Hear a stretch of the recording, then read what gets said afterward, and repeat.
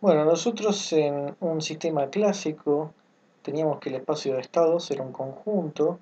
Por ejemplo, cuando teníamos el dado, teníamos que el conjunto de estados era el 1, 2, 3, 4, 5, 6.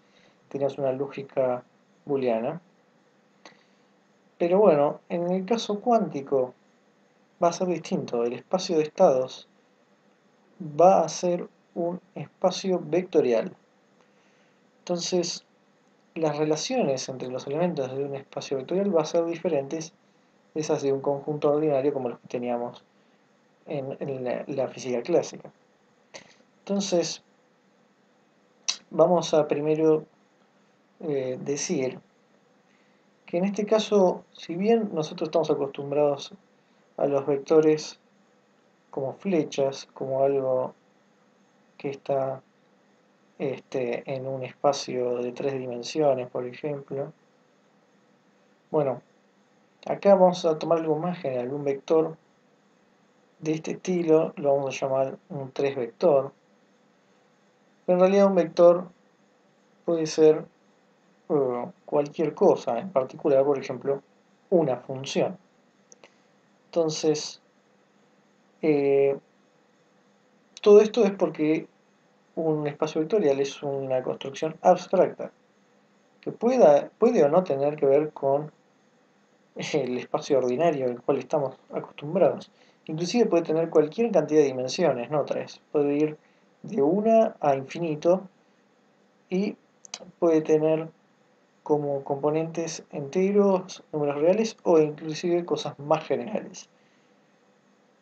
Los tipos de espacios vectoriales que vamos a utilizar se llaman los espacios de Hilbert.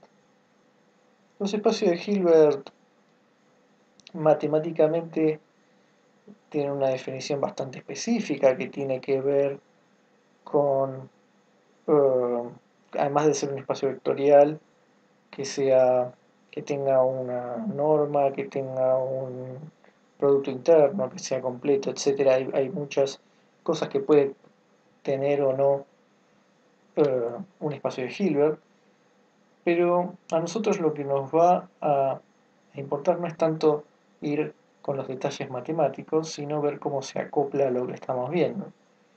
Entonces, eh, cuando vamos a referir al espacio de Hilbert, va a tener que ver con el espacio de estados.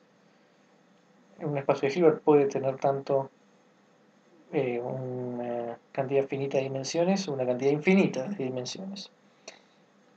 Matemáticamente va a tener que ver con lo que dije antes, de tener un producto interno y después inclusive se le puede pedir que sea completo, pero no, o sea, que tenga una cierta estructura interna, pero ahora lo que queremos ver es cuáles son los axiomas, en general de los espacios vectoriales, pero también el espacio de Hilbert.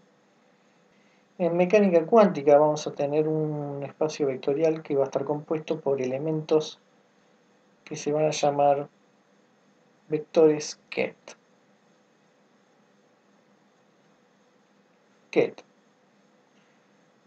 Bueno, o simplemente los podemos llamar ket, pero es importante tomarlo como un vector.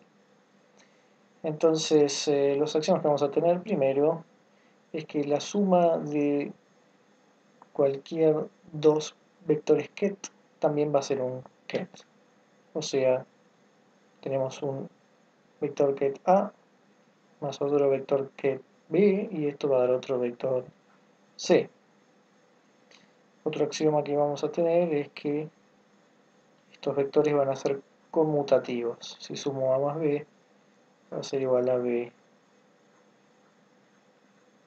más A. La suma también va a ser asociativa, es decir, que un vector A más otro vector ket B, de paréntesis, más otro C, va a ser igual a A más B más C. El cuarto axioma va a ser que existe un vector que es único, que se va a llamar 0, que cuando lo subimos a cualquier otro vector ket, por ejemplo un A, nos va a dar el mismo. No es necesario llamarlo así. El quinto axioma es que dado cualquier vector ket A, va a existir otro único ket que se va a llamar menos A, que lo que va a hacer es, vamos a escribirlo de esta forma, es sumarle más menos A, porque es como que nosotros solo definimos como sumar, lo de restar es algo que ingresa en este axioma, y que obviamente lo que va a hacer es que nos devuelva lo del cuarto axioma, el 0. Otro axioma es que, dado cualquier ket A y un número complejo Z, entonces podemos multiplicarlos para obtener un nuevo vector ket.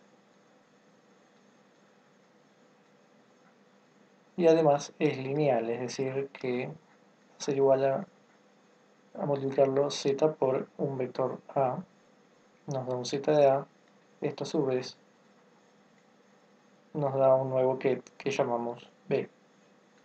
O sea, además de que me da un vector, tengo la linealidad. Si Z multiplicada, de alguna forma lo podemos sacar afuera del vector y queda como un número multiplicado por el vector y no el vector Z por A. Bueno, tenemos el axioma 7 que tiene que ver con la propiedad distributiva. Eso es que si tenemos otra vez el Z complejo por A más B, esto es igual a, si por abajo, Z por A más Z por B.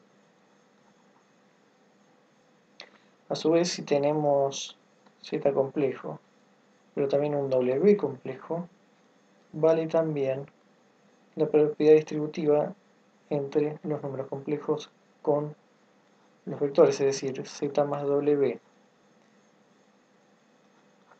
con el vector A, esto es igual a ZA más WA, las dos propiedades distributivas. Los axiomas 6 y 7 tienen que ver con lo que dijimos de la linealidad, que tiene que ver con sacar un complejo que multiplica y además poder descomponer la suma como se hace acá.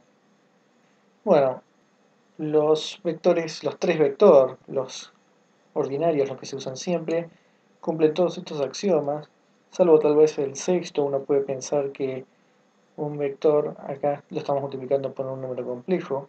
En el caso de imaginarnos uno de estos vectores en, en x y z, ahí multiplicarlo por un número complejo no tendría mucho sentido, pero bueno, el resto sí se cumple, y entonces lo que tenemos acá es una definición abstracta de lo que representan estos vectores ket.